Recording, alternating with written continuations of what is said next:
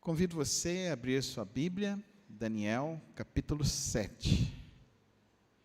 Hoje, chegamos no Apocalipse do Antigo Testamento. Sobre tudo que vai ocorrer, sobre todos os tempos, sobre tudo que está para ocorrer, nós temos aqui uma visão, uma direção que Deus deu ao seu servo Daniel e que nós temos muito a aprender aqui nesta manhã. Daniel capítulo 7. A irmã também, seja bem-vinda. Deus esteja abençoando. Vamos ler a palavra do Senhor? Acompanhe a leitura. No primeiro ano de Belsazar, rei da Babilônia, Daniel teve um sonho e certas visões passaram por sua mente. Estando ele deitado em sua cama, ele escreveu o seguinte resumo do seu sonho. Em minha visão à noite, eu vi os 4 ventos do céu agitando o grande mar. 4 grandes animais diferentes uns dos outros subiram do mar. O primeiro parecia um leão e tinha asas de águia. Eu observei e em certo momento as suas asas foram arrancadas e ele foi erguido do chão, firmou-se sobre 2 pés como um homem e recebeu o coração de homem. A seguir vi um segundo animal que tinha a aparência de um urso. Ele foi erguido por um dos seus lados e na boca, entre os dentes, tinha 3 costelas. Foi-lhe dito: levante-se, coma quanta carne puder. Depois disso, vi um outro animal que se parecia com um leopardo. Nas costas tinha 4 asas, como as de uma ave. Esse animal tinha 4 cabeças e recebeu autoridade para governar. Em minha visão à noite, vi ainda um 4º animal aterrorizante, assustador e muito poderoso. Tinha grandes dentes de ferro e com as quais despedaçava e devorava suas vítimas e pisoteava tudo o que sobrava. Era diferente de todos os animais anteriores e tinha 10 chifres.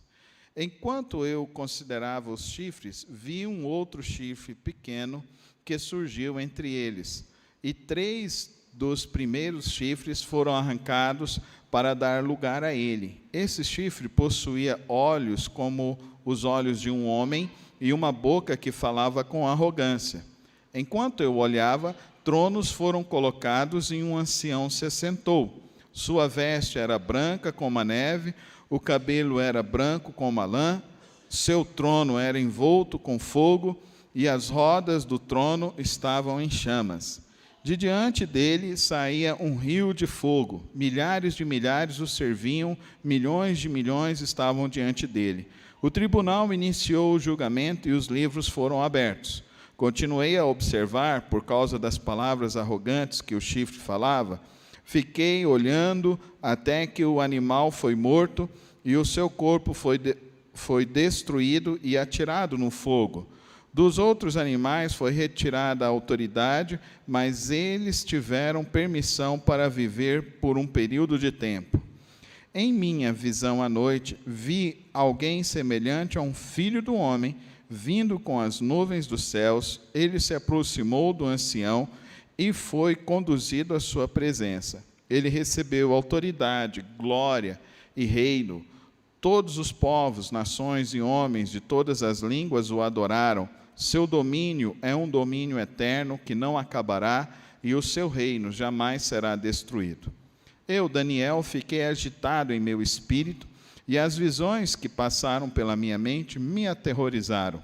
Então me aproximei de um dos que ali estavam e lhe perguntei o significado de tudo o que eu tinha visto. Ele respondeu, dando-me esta interpretação.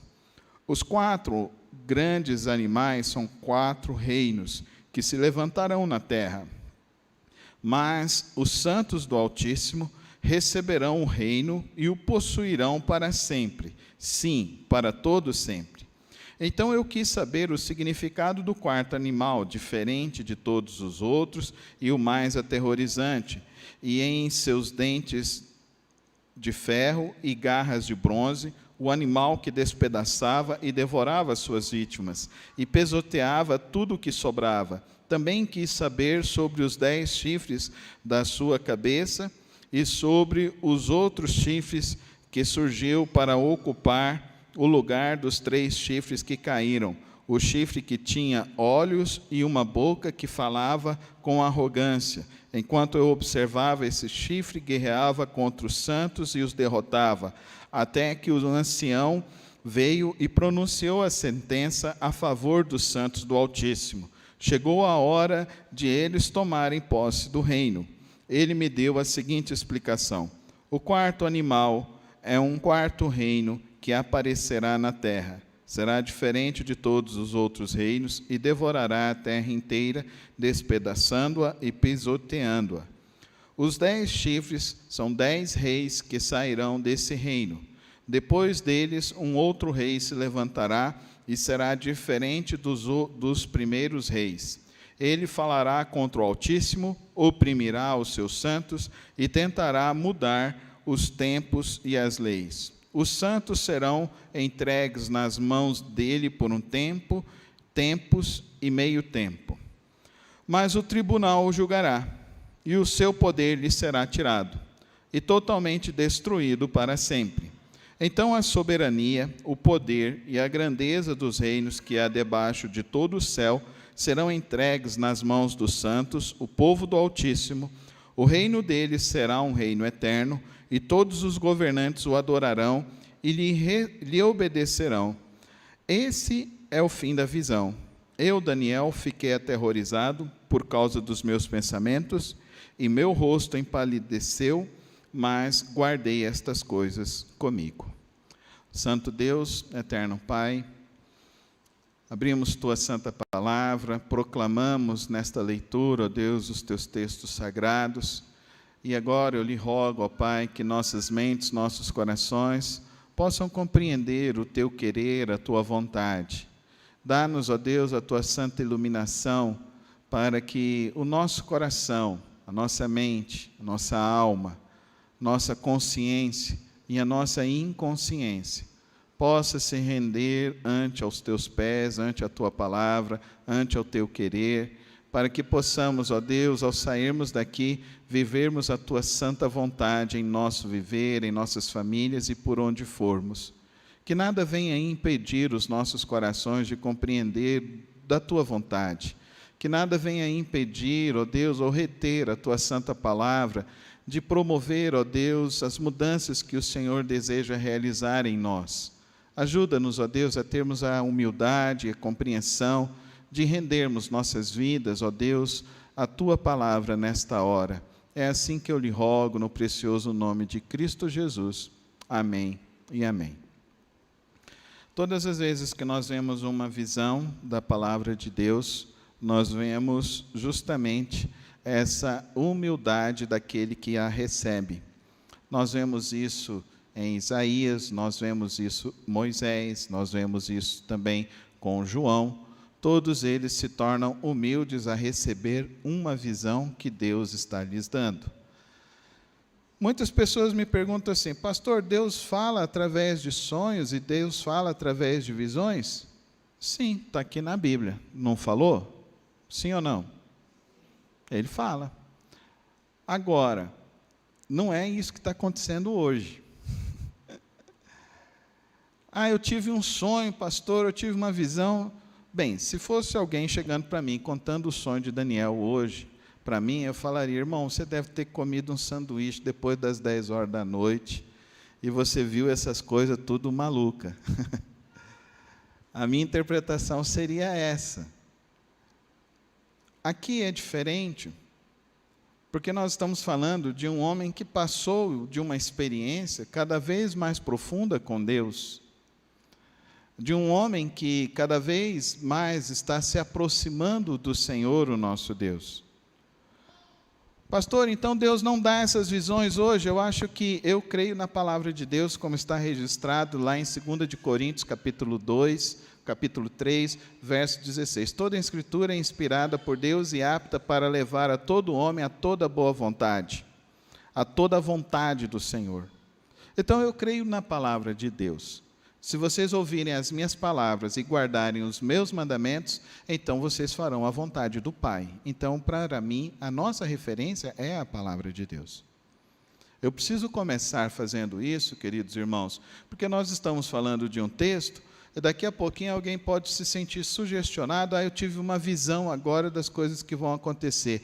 Pastor, eu vi lá na internet um cara que teve uma visão e sonhou e teve alguma coisa. Deus pode fazer essas coisas, pastor?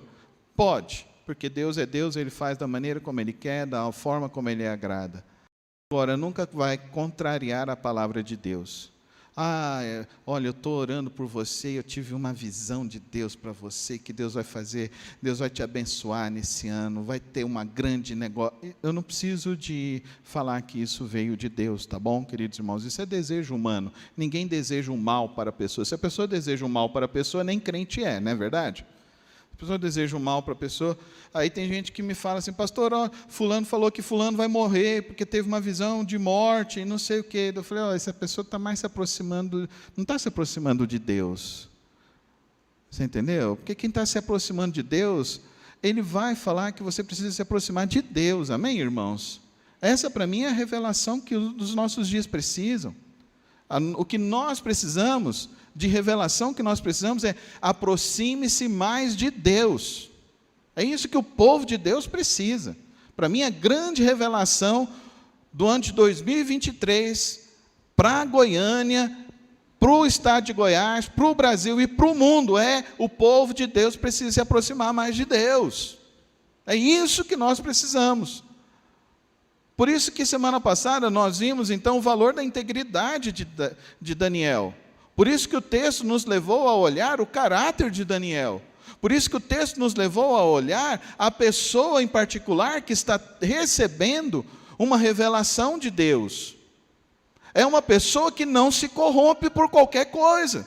É uma pessoa que paga o preço da própria vida de querer fazer a vontade de Deus e falar sobre a vontade de Deus. Não é alguém que está no YouTube falando o seguinte, eu tenho uma revelação e daqui a pouquinho eu vou falar a revelação para vocês, entendeu? Enquanto isso, vai mandando um pix. Enquanto não chegar a 1000 curtidas aqui, eu não vou entregar a revelação. Só quando chegar... Gente, o que é isso? Vamos amadurecer. Para de ficar procurando isso. O nosso manual está na palavra de Deus. Vamos ler mais a Bíblia, vamos orar mais, vamos conhecer mais os profetas da palavra de Deus. Porque quem está correndo atrás de alguém que vai orar por você, é porque é alguém que é preguiçoso e que não ora.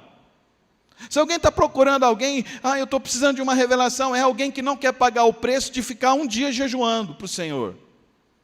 Não quer pagar o preço como Daniel ficou, ele e os seus amigos, de ficar 21 dias tirando carne, tirando guloseimas, só ficando com verduras, buscando a Deus de manhã, de tarde, de noite e de madrugada.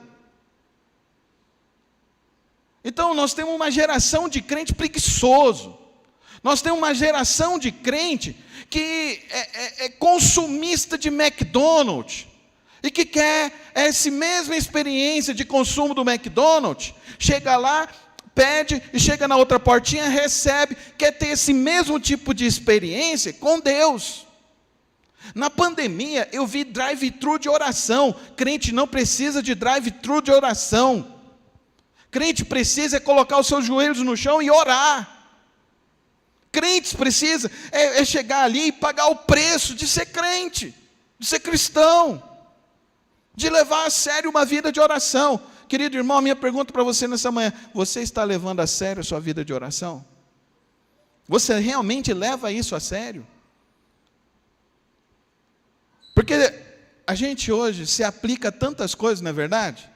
A gente se aplica na academia, a gente se aplica nos estudos, a gente faz as aplicações financeiras, a gente aplica na nossa previdência, regularmente, mensalmente, diariamente, mas espiritualmente?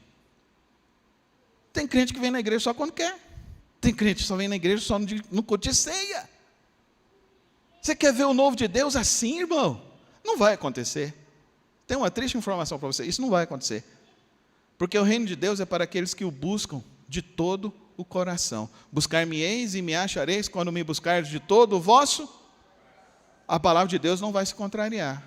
Fala comigo. Buscar-me-eis e me achareis quando me buscardes de todo o vosso coração. Então não adianta. Não vem com esse negócio da regra do meio esforço. É a graça. A graça. A gente não precisa de sacrifício, pastor. Cristo fez todo o sacrifício. Não, irmão.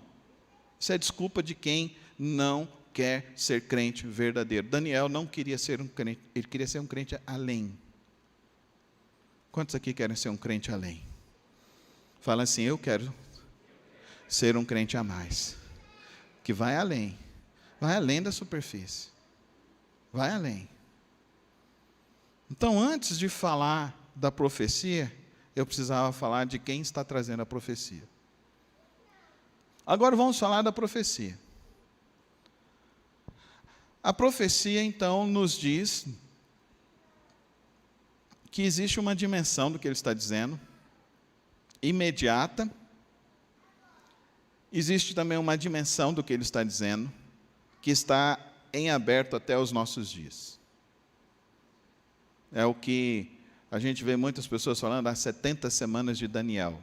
Então a gente está na última semana de Daniel. Isso é para quem é dispensacionalista. Eu não sou dispensacionalista, mas essa é a grande corrente de interpretação desse texto. Eu não sou dispensacionalista. Eu sou de uma interpretação bíblica simples. A minha interpretação bíblica, o que eu leio aqui na palavra de Deus, eu tento entender o que o texto diz. É histórico-gramatical. O que o texto diz. O que Daniel está acontecendo na vida de Daniel e o que ele está recebendo de Deus ali naquela hora. Então, Daniel, o que está acontecendo? Já passou o rei Nabucodonosor. Já passou o rei Dário. Já passou o rei Ciro. E agora está no rei Belsazar. Entenda tudo isso que está acontecendo. Quem é o Daniel? Daniel é aquele que foi trazido pelo rei Nabucodonosor quando Jerusalém foi tomada e ele foi levado, exilado, para ficar lá na Babilônia. Agora eu vou voltar um pouco mais além, um pouco antes. Porque eu quero que você entenda o que é a Babilônia. Aonde que começou a Babilônia? Você lembra de uma história lá em Gênesis, que fala de Babel? Você lembra quem fundou Babel? Quem fundou Babel se chama Nimrod. E Nimrod, ele queria ser mais do que Deus. E por isso ele chamou e reuniu todas as pessoas, contrariando o mandamento de Deus, que era ir para povoar toda a humanidade. Então ele chamou todas as pessoas para estarem juntos, imbuídos no mesmo propósito, que era o quê? Construir uma grande torre para chegar aos céus e ultrapassar os céus. Então nós estamos falando de uma cidade aqui, que ela já nos consta na palavra de Deus, anteriormente, que ela ressurge nesse período, e ela vai ressurgir também lá em Apocalipse, capítulo 13, 14 e 15. Vai aparecer como a grande Babilônia. E qual é a característica sempre dessa Babilônia? É a característica da rebeldia. É a característica desse povo que quer ser contra Deus. Esse povo que é anticristão. Ante o Evangelho de Deus, ante a palavra do Senhor. Então, o que está acontecendo? Morre Nabucodonosor, seu filho assume, o seu filho começa então a fazer todo tipo de ações anticristãs, promovendo orgias, cultos, oferendas a tudo quanto é tipo de Deus. Chega numa noitada dessa de orgia e de maluquice, ele manda trazer os utensílios do templo, e ele vai beber e usar esses utensílios do templo de Deus nessa festa, e naquela noite ele morre, ele perde o reino, Babilônia cai. Quando Babilônia cai, aí o que ocorre? Daniel permanece. Porque Daniel era íntegro. Porque Daniel, que ele era amigo da verdade. E quem é amigo da verdade sempre permanece. Isso é promessa de Deus. Isso aparece em mais de 26 salmos. Aquele que é amigo de Deus, aquele que é justo pela vereda da justiça, aquele que anda no caminho do Senhor, aquele que é justo e cumpre os mandamentos de Deus, ele permanecerá. E é o que estamos vendo na vida de Daniel. Então, surgem esses 4 grandes animais, que na interpretação vai nos dizer o quê? Que são os 4 grandes reinos, lá no verso 17. No verso 3, fala dos 4 grandes animais. O primeiro animal, então, qual que é? Qual que é o reino? O leão e asas, Babilônia. Babilônia, então, é representada por isso. Aí você precisa voltar comigo lá em Daniel, capítulo 2, quando o rei Nabucodonosor tem aquele devaneio de construir aquela imagem enorme lá, e você vai lá e vê a figura desses animais. Babilônia passou, caiu. Vem então o segundo animal, o urso, e aí então vem o povo, os persas e o povo sírio. Eles eram conhecidos então como os ursos. Agora a Rússia fazendo a guerra, eles são os ursos. Gente, não mistura alhos com bugalhos não, por favor. Isso aqui, Daniel está falando de um contexto já meio que imediato. O que ele vai falar do contexto que está até hoje é mais adiante. Então a gente não pode pegar o contexto imediato, a interpretação imediata do texto e querer transferir para cá, que é o que o dispensacionalismo faz, que é o que ocorre na interpretação dos testemunhos de Jeová, do Adventismo do Sétimo Dia, da Congregação Cristã do Brasil. E não é assim que nós interpretamos a palavra de Deus. Nós respeitamos a palavra de Deus em toda a sua revelação. E nós interpretamos a palavra de Deus à luz do que ela está registrada, mas principalmente à luz de Cristo Jesus. Porque Cristo Jesus também, ele vai nos ensinar sobre os últimos dias, sobre o Apocalipse, quando ele vai nos falar lá em Mateus capítulo 24, 22, 23, 24, 25. Lá também ele está nos dizendo sobre essas interpretações. Então, nós precisamos ter uma interpretação que seja uma interpretação bíblica. Nós não podemos ter uma interpretação que seja de elucubrações, seja de coisas que a gente vai girando. Então, então aqui está falando de urso, então é a Rússia. Não. Bota o pezinho no chão, tenha responsabilidade com a palavra de Deus, e leia a palavra de Deus, estude a palavra de Deus e estude a história. Por isso que eu estou convidando os irmãos a fazerem um curso, porque se a gente não estuda isso, porque a igreja hoje, ela está só envolvida numa esfera de emocionalismos. E aí vai sendo levada por esse engodo. A gente vive uma igreja que não avança, uma igreja de crente que qualquer vento derruba o crente, qualquer problema derruba o crente, qualquer dificuldade o crente está, eu não consigo orar, eu não consigo ler a Bíblia. Não! A gente não falou domingo passado que a gente queria ser como Daniel? Então vamos ser como Daniel. Vamos ser pessoas que mesmo passando por dificuldades, mesmo vindo Babilônia, mesmo vindo Síria, vindo a Pérsia, mesmo vindo outros, a gente permanece em pé, amém, irmãos?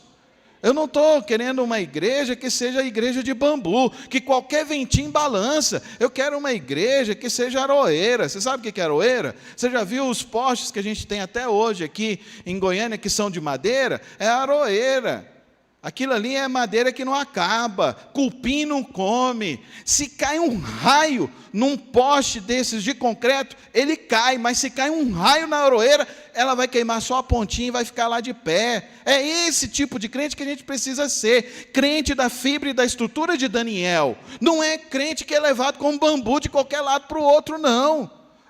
Deus quer que a gente tenha esse tipo de raiz, esse tipo de profundidade. Então está na hora da igreja acordar, ficar pulando de igreja em igreja, ficar pulando de sensação em sensação, ficar pulando de experiência em experiência e começar a se aprofundar na palavra de Deus, porque é o único caminho que vai te dar isso. O que diz lá em Salmo capítulo 1? Bem-aventurado é aquele que não anda, fala comigo, igreja, bem-aventurado é aquele que não anda segundo o conselho dos ímpios, nem se detém na roda dos escarnecedores, mas antes tem o seu prazer na lei do Senhor, e nela medita de dia e de noite. Porque é esse que Deus quer abençoar, esse é quem Deus quer levantar, e o nosso tempo precisa sim, crentes que tenham a opinião firmada na palavra de Deus, não é na revelação dos outros. Desconfia até de mim do que eu estou pregando. Dá para entender? O Espírito Santo está em você. A palavra de Deus tem liberdade para você ler e você interpretar. Agora, não é fazer locubrações por aí. Não é pegar igual aquele outro cara lá no interior e falar, porque agora eu posso ter minha mulher, posso ter minha segunda mulher. Aí o repórter leu lá o texto e virou e falou para ele, não, mas espera aí, aqui tem uma vírgula, não é adúltero. Não, não é assim não. Eu li, Deus me deu a interpretação de que eu posso adulterar. Olha o nível. O pior não é o cara interpretar, o pior é o povo seguir. Meu Deus do céu, onde a gente vai parar? Mas é um povo analfabeto. As pessoas querem pessoas analfabetas. As pessoas querem que as pessoas não leiam. Não leem. Teve um irmão que estava frequentando aqui, um dia desse encontrei com ele, ele virou e falou assim, pastor, é o seguinte, eu gosto demais de ir lá ouvir sua pregação e tal, mas é o seguinte, tem que ler a Bíblia se a gente quiser continuar seguindo a sequência lá, né, pastor? Aí eu fico meio perdido lá, porque passa domingo e eu falho 2, aí eu chego lá, aí eu já estou meio perdido no que o senhor está falando. Eu falei, você vai continuar sendo assim até quando, querido irmão? Não, irmão, não queira estar no reino de Deus só na superfície. Não, vamos mergulhar nesse reino, vamos mergulhar na palavra de Deus, vamos mergulhar cada vez mais na palavra de Deus, vamos aprender cada vez mais na palavra de Deus, vamos nos sentir desafiados nesta manhã e entender isso. Então, já vimos o primeiro animal, o segundo animal, caiu também o segundo animal. Aí vem o terceiro animal, o leopardo. Olha que coisa interessante esse leopardo. Quem que você acha que é o leopardo? Depois que veio a Síria e a Pérsia, quem que se levantou sobre o mundo? Você já conhece essa história. Alexandre o Grande. O que Nabucodonosor levou 30 anos para fazer, Alexandre o Grande fez o dobro em 10 anos. Quem é Alexandre o Grande? Alexandre o Grande, ele estudou aos pés de Aristóteles. Alexandre o Grande, então, ele era envolto às guerras e batalhas, mas ele também tinha cultura. O que ele fez? Ele mudou não somente a cultura. Nabucodonosor trouxe eles para virem, mas eles não tinham que mudar a língua. O que Alexandre o Grande fez? Implantou o grego. Quem que era o pai dele? Aristóteles. O que ele construiu? Lembra, então, agora vai chegar, então, a terceira grande maravilha do mundo, que é a grande biblioteca de Alexandria. Ele construiu Constantinopla, ele construiu Atenas. Olha que coisa. Esse homem, em menos de 10 anos, eu pensei em mostrar um mapa hoje, e mostrar as figuras para os irmãos, e mostrar essas coisas hoje. Mas eu falei, aí vai demorar demais. Então, quinta-feira eu vou fazer uma live. Então, você vai poder ver a continuidade dessa reflexão nessa live. Mas vem preparado, tá bom? Que a live não precisa vir aqui na igreja, vai ser online, você vai assistir na live lá, eu vou mostrar tudo para você. Mas esteja preparado que vai levar umas 2 horas para mim te mostrar tudo isso que a gente está conversando aqui, que eu preciso avançar, senão acho que os irmãos não estão muito afim de chegar até 2 horas da tarde aqui hoje. Mas então vamos avançar. Mas quinta-feira, às 20 horas, eu vou fazer essa live para a gente entender mais sobre isso, ter mais essa visão, que aí você vai compreender até na linha histórica. Aí, esse leopardo, ele faz algo, aí ele diz aqui no verso 7, o quarto animal, aterrorizante, assustador e muito poderoso, tinha 4 dentes de ferro, com as quais despedaçava e devorava suas vítimas e pisoteava tudo que sobrava. Era diferente de todos os animais anteriores e tinha 10 chifres. Olha que coisa interessante esse cara. Gente, ninguém matou tantas pessoas como ele. Nabucodonosor não ia na frente das batalhas. Nem o rei Dário, nem os reis Ciro e da Pérsia. Eles não iam.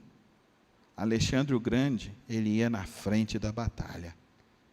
Tem um filme que mostra justamente isso. Mostra a tomada da Babilônia, a derrocada, quando Alexandre ele ia na frente. Era ele que lutava com os valentes. O tanto que ele era mercenário e terrível. E aí, ele fala desses chifres, que ele arrancava e despedaçava. E ele, então, ele conquista o Egito, a Felícia e toda a Babilônia.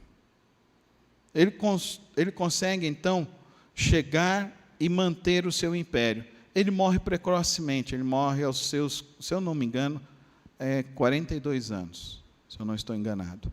Ele morre precocemente. Como ele não teve filhos, então quem passou a governar foram os seus generais.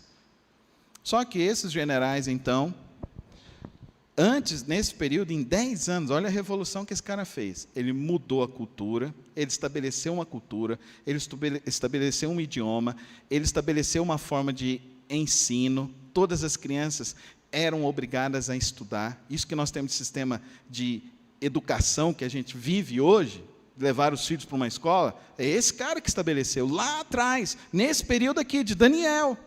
Dá para você entender? E aí, tudo o que ele está fazendo aqui, vai culminar aonde? Se ele estabeleceu uma língua, um único idioma, se ele estabeleceu, então, os seus generais em todos os lugares, ficou fácil para chegar, então, o Evangelho de Cristo Jesus. A Bíblia foi escrita em quê, queridos irmãos? O Antigo Testamento é escrito, então, no hebraico, e o Novo Testamento é escrito em grego. Jesus vai falar quais os idiomas? Jesus fala hebraico, grego e aramaico. As suas grandes pregações foram feitas em grego, porque o mundo, então, foi helenizado. Então, essa cultura helenística vem desse cara, vem desse Alexandre, que Deus revelou a Daniel aqui, nessa noite em que ele acorda e ele vê essas coisas todas acontecendo. Um reino caindo após o outro, um reino caindo após o outro. E aqui, o grande ápice para mim dessa revelação, e é onde eu quero tirar as nossas lições para nessa manhã, está aqui no verso 9. Enquanto eu olhava, tronos foram colocados e um ancião se assentou. Sua veste era branca como a neve, o cabelo era branco como a lã, seu trono era envolto em fogo e as rodas do trono estavam em chamas. De diante dele saía um rio de fogo, milhares e milhares o serviam, milhões e milhões estavam diante dele. O tribunal iniciou o julgamento e os livros foram abertos. Vai lá comigo no verso 26 agora. 25.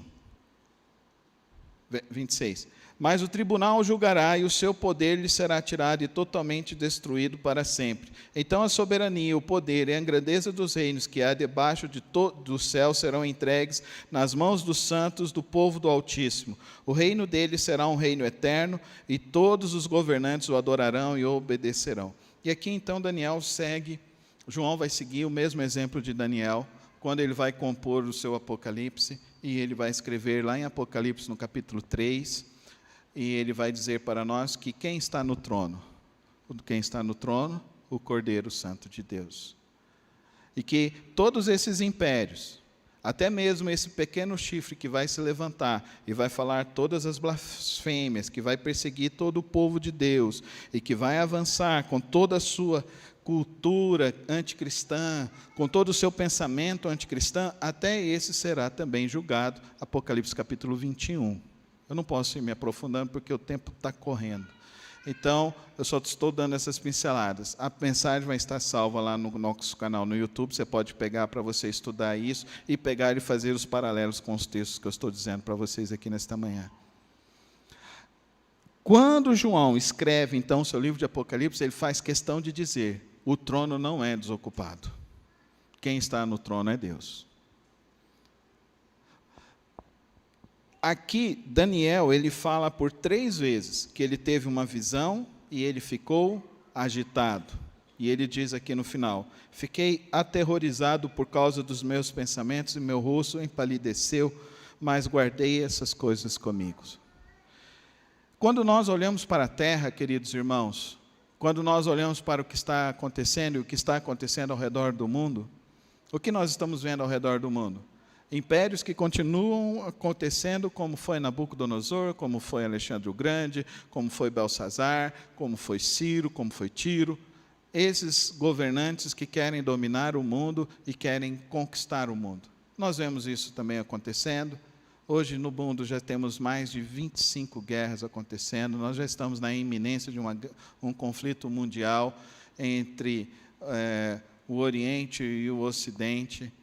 Nós temos várias nações se levantando e se unindo uma contra a outra, esses rumores de guerra cada vez maiores. Você pode ficar aterrorizado, como Daniel ficou, preocupado, como Daniel ficou, mas mesmo assim há uma esperança para o povo de Deus, para os servos de Deus. Por isso que eu fiz questão muito grande de esclarecer para vocês e para mim nesta manhã, que mais do que a visão, mais do que sabermos dos desfechos de todas as coisas, o mais importante é como está o nosso coração e aonde está o nosso coração. Aonde está o seu coração?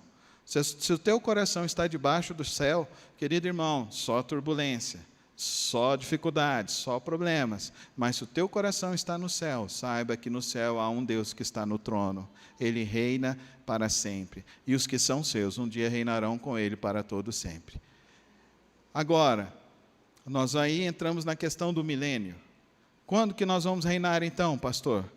Quando que nós vamos reinar? Nós já estamos reinando, e aí é o grande problema dos crentes.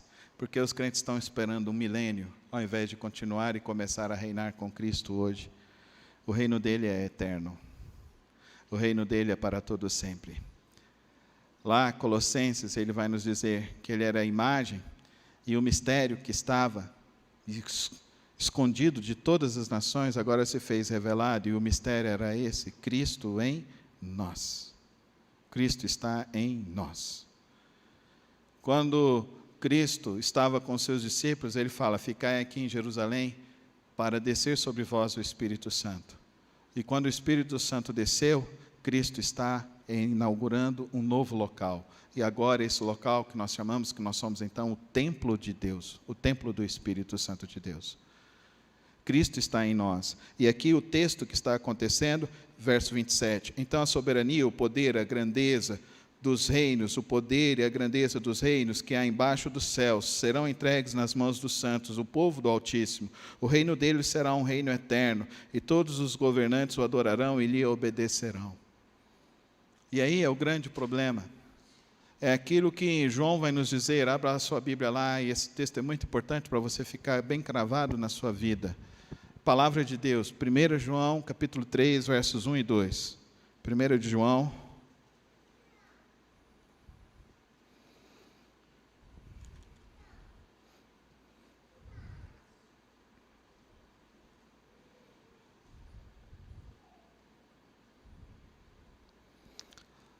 Capítulo 3, versos 1 e 2. Vejam como é grande o amor que o Pai nos concedeu, sermos chamados filhos de Deus, o que de fato somos. Fala comigo, de fato, fala com fé agora. Sou filho de Deus. Por isso, o mundo não nos conhece, porque não o conheceu. Amados, agora somos filhos de Deus, e ainda não. E ainda não se manifestou o que havemos de ser. Mas sabemos que quando ele se manifestar, seremos semelhante a ele, pois o veremos como ele é. E aqui então eu quero voltar lá para Daniel e explicar para você isso. O grande problema do povo de Deus é que o povo de Deus está olhando só para debaixo do céu. Querido irmão e querida irmã, você não entendeu ainda o que Cristo fez por você na cruz do Calvário. Quando o teu coração está se abalando, eu sei que é difícil, a gente se abala. Eu sei que às vezes a gente fica nervoso, a gente fica ansioso. Eu fiquei ansioso essa semana, eu fiquei nervoso essa semana. Minha mãe adoeceu, mãe adoece. A gente passa, a gente fica difícil, a gente titubeia, a gente não quer ir para cá, a gente não quer ir para lá. A minha vida é igual a de vocês. A gente tem as lutas, aí não acha UTI, como é que faz? Aí na multidão do Senhor e do povo de Deus, você faz o quê? Você ora, e quando você ora, Deus intervém, Deus abre o céu escuro, turbulento, Deus abre a tempestade, Ele fala, vai cessar essa tempestade agora, meu filho, eu vou dar ordem e vai cessar isso, e Ele abre, e Ele intervém, porque um justo resolveu clamar, um justo resolveu orar, um justo resolveu buscar o Senhor, e Ele abre, e de repente, da hora que você menos imagina, surge um local para sua mãe ir. Às vezes vai surgir, mas pastor, e quando não surge? Eu sei que às vezes não surge. Quando meu pai morreu, não abriu. O céu ficou negro, ficou dias negros, meses negros, anos negros, turbulências negras, densas nuvens, choros, que duraram por anos e anos e anos e anos, porque eu só estava olhando debaixo do céu. Deixei de olhar para o Pai do céu, para o Pai dos pais, para o Pai celestial. O que eu quero dizer para você nessa manhã, querido irmão, não importa o governo que esteja aí, se é Nabucodonosor, se é Alexandre, se é Belsazar, não importa quão pior ele fique, quão pior ele seja, quem governa este mundo continua sendo o Deus Todo-Poderoso, o Rei dos Reis, o Senhor dos Senhores, o Criador do céu e da terra, Ele que nos chama de filhos, Ele que nos adotou em Cristo Jesus para sermos filhos amados do Pai Celestial, amém, igreja? Você pode dar um glória a Deus? Daniel, ele ficou aterrorizado, eu também e você ficamos aterrorizados diante da vida, diante de um sonho, diante de uma visão, ficou aterrorizado, mas o que você vai fazer? Continua, firme com a sua fé em Cristo Jesus, em Deus. Se Ele livrar a tua mãe da UTI, glória a Deus, mas se Ele levar o teu pai, glória a Deus, Deus deu, Deus tomou, louvado seja o nome do Senhor. Porque agora você não está mais conectado nesse mundo. O apóstolo Paulo, ele vai gastar 13 cartas dele, escrevendo e repetindo isso nas 13 cartas deles. Quais são as 13 mensagens do apóstolo Paulo nas 13 cartas deles? Vós sois filhos de Deus, vós sois amados do Pai. E é isso que eu e você precisamos sair daqui nesta manhã entendendo. Se hoje Deus teve o propósito, eu não acredito em coincidências, mas se Deus hoje teve o propósito de nessa manhã nós lermos Daniel 7 e celebrarmos a ceia do Senhor, é porque agora eu e você temos uma testificação divina do Senhor, de que o nosso amanhã está nas mãos dEle, e nada pode mudar isso, amém, irmão? Nada pode mudar isso. E você precisa entender definitivamente que o sacrifício de Cristo Jesus na cruz do Calvário significa que agora você foi adotado. E todos quanto o receberam, deu-lhes o poder de serem feitos, então, filhos de Deus. Daniel não teve essa compreensão. Daniel, ele não recebeu isso. Nós vamos ver lá, daqui a 2 capítulos de Daniel, Daniel capítulo 9, que mesmo no todo o desespero dele não ter recebido isso, lá no capítulo 9, você vai ver Daniel, novamente, fazendo aquilo que muitos crentes ainda não têm feito, orado, buscado e se derramado novamente na presença do Senhor. Você como filho amado de Deus, Eu como filho amado de Deus, nós como povo de Deus, nós como igreja amada do Senhor Jesus Cristo, precisamos ter essa postura de buscar a Deus, de viver para o Senhor, de amá-lo radicalmente, de viver para a glória dele radicalmente. Tem muitas coisas para se falar aqui, mas numa manhã eu não vou conseguir. Algumas pulguinhas que ficaram na sua orelha aí agora de manhã, eu te convido, participa da live quinta-feira, pode mandar as suas perguntas lá, vai estar aberto o chat, eu vou tentar responder. As que eu não souber, eu vou falar para você com todo amor e carinho. Irmão, vamos estudar mais sobre esse assunto. Mas eu tenho certeza, e uma coisa eu tenho certeza, eu quero que você saia daqui tendo certeza. Deus continua soberano sobre todas as coisas. Deus continua governando sobre todas as coisas, mesmo que se levante um dos piores governantes. Aqui nós temos a primeira ideia do que é o anticristo. Pastor, o anticristo já está sobre a face da terra? Uai, tá, você não viu o carnaval? O que é o carnaval? A festa mais anticristã. A maior louvação do anticristo está ali, o carnaval. As pessoas enlouquecidas, enfurecidas. Estava conversando com o Vanilson ali, ele é lá de Salvador, falando para mim, eu falo, pastor, quando você está lá, você vê as notícias, são terríveis. São terríveis. Quantidade de assassinato, quantidade de abuso, quantidade de estupro, a quantidade de coisa que acontece. Está aí, gente.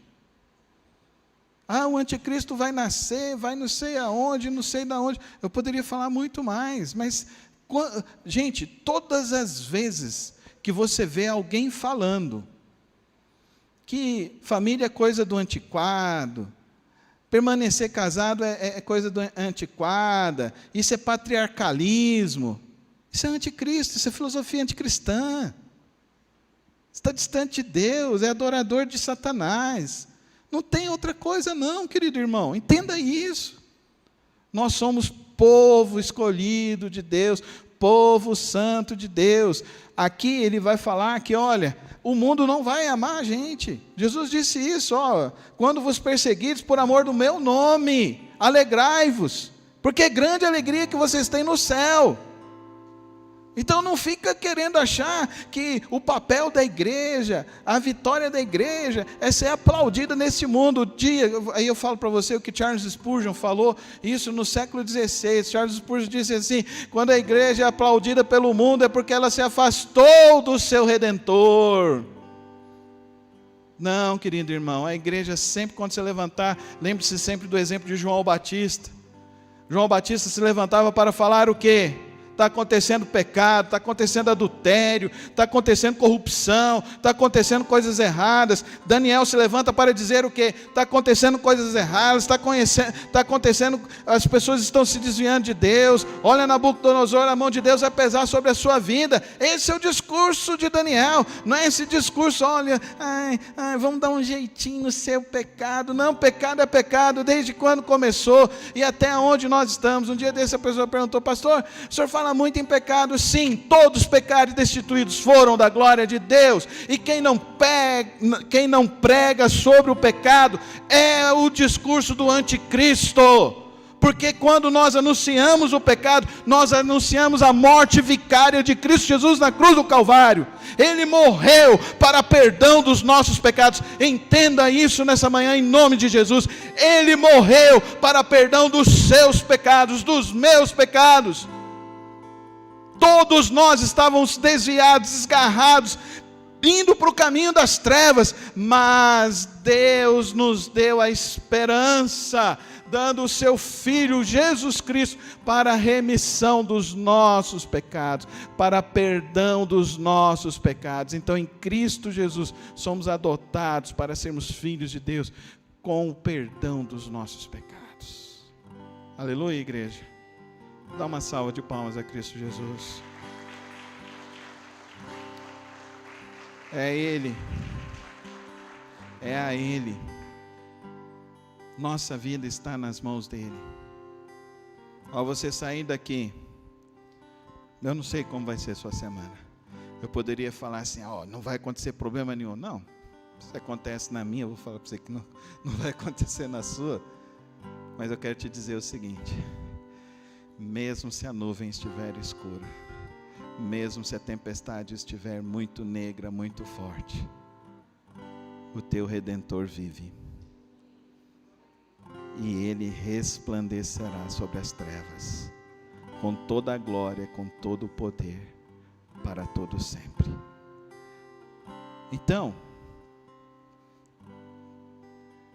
eu não espero um milênio, porque eu sou amilenista, porque eu já vivo para Deus. Eu não estou esperando uma outra chegada. Eu não sou adventista. Adventismo que está esperando a vinda de Deus para estabelecer. Não. Deus para mim já está no trono. Cristo para mim, Ele já reina. E o Espírito Santo de Deus já está em mim. E as virtudes e o poder do Espírito Santo de Deus está sobre todos aqueles que confessam que Jesus Cristo é o Senhor. E esses que o buscam de todo o coração, o verão dia após dia. Tenha a esperança verdadeira em Cristo Jesus. Viva como filho de Deus, filho amado de Deus. Viva como quem ocupa o trono de todo o teu universo. É o Senhor, o nosso Deus. Feche os teus olhos. Coloca a tua vida nas mãos dEle. E se nessa manhã o Espírito Santo de Deus falou com você que você estava vivendo com dúvidas, vivendo com preocupações, coloca hoje a sua vida nas mãos dEle. E diz: Senhor Jesus, Tu és o meu único e suficiente Salvador.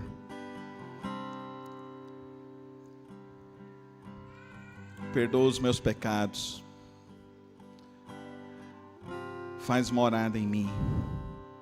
Me dá o Teu Espírito Santo.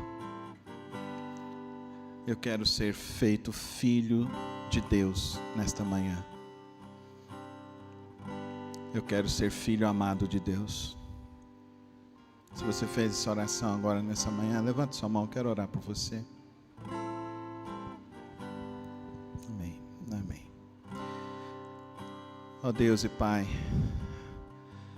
é só o Teu Espírito Santo que pode tocar nos corações. É só a Tua palavra que é viva e eficaz, é só a Tua palavra que liberta, que salva e que cura. E por isso eu peço, ó Deus, que nesta manhã, aqueles que fizeram essa oração verdadeira, ó Pai, possam começar a testificar dessa verdade em suas vidas, com mais oração, com mais jejum, com mais estudo da palavra, com mais comprometimento com a Tua obra, com o Teu reino. E que, ó Deus, nós possamos, ó Deus, andando mesmo no vale da sombra da morte, não temer mal algum, porque temos a certeza de que o Senhor está conosco. E mesmo, ó Deus, se acordarmos de uma noite aterrorizados, em pânicos, o Teu Espírito possa vir sobre nós e nos trazer a Tua paz que excede todo entendimento, todo conforto e toda força, para abrir os nossos olhos e continuarmos vivendo a nossa jornada na Tua santa presença. Dá-nos, ó Deus, essa coragem, esse desejo de anunciar realmente a Tua palavra a cada dia, de ter essa fé verdadeira, ó Deus, a cada dia. Ó Deus, que nós possamos viver realmente, ó Deus, num compromisso, como o Teu servo Daniel viveu, de oração, de jejum, de busca intensa. E que o Senhor possa falar com cada vida aqui, Senhor. Possa falar, ó Deus, possa falar através de nós, ó Deus, com aqueles que ainda não Te conhecem. Para que cada pessoa, Deus, nessa face do mundo, possa Te conhecer e possa viver para o Senhor e para a Tua glória. É assim que eu oro ao Senhor, no precioso nome de Cristo Jesus. Amém.